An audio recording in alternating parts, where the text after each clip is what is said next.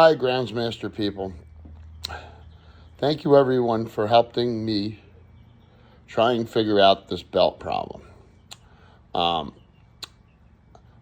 been working 7 days a week, 10, 12-hour days, then coming home and taking on jobs at my farm and my barn to try to get caught up because our shop is jammed. We fix diesel engines and boats here in South Jersey. So when I was in the middle of doing that, my wife wanted to cut the lawn. The maintenance hadn't been really kept up for this season on this machine. Blades needed to be sharpened, oil changed, all that crap. I quickly checked the fluids, blew it off, said, go ahead, I'll deal with it when you're done. She brought it back over, and she said that there was smoke coming out from under the deck. I said, underneath these plastic covers or under the deck? She wasn't sure. Took it apart, found that the blades were jammed up with a hunk of wood.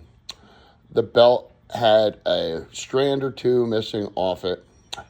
So I took all the covers, put them aside, asked her to clean the covers for me.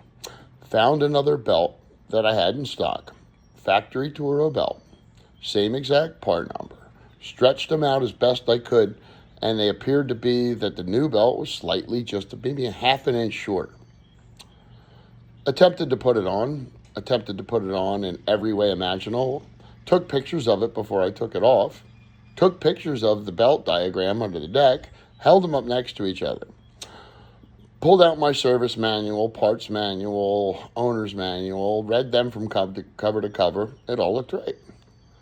Went on Toro's website, made sure all my manuals were current, put a post up on here, then went back and researched every comment on every belt on every Toro I've ever heard of. Still didn't look right. I said, that's it. This is like 11:30, 12 o'clock last night. And I said, I got to get some sleep. Woke up at 4 o'clock this morning, and this has been driving me mad. I love this machine. I've been doing this for a long time. And I'm like, how the hell can a belt beat me? So I went back out in the barn, cleared everything out, lit a fire, put all the tools away, swept everything up, propped up the machine, put down some cardboard to lay on so I could take my time and try and come up with a solution.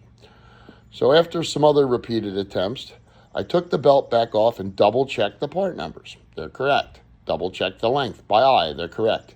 I said, maybe this new belt, it's been wound up real tight and sitting around for probably a few years. I said, I got to stretch this out. So I hooked it on the spindle of the machine, and I hooked it to the chain hoist here in the barn on the overhead. And I stretched out the chain, and lo and behold, that new belt was 6 inches longer. Unreal. Thanks, everybody. It's a tough pill to swallow. I take a lot of pride in what I do. I consider myself a fairly intelligent individual, and this really got me. I made some bad mistakes. But thanks anyway for everybody who tried to help, and I hope this helps the next guy. See you later.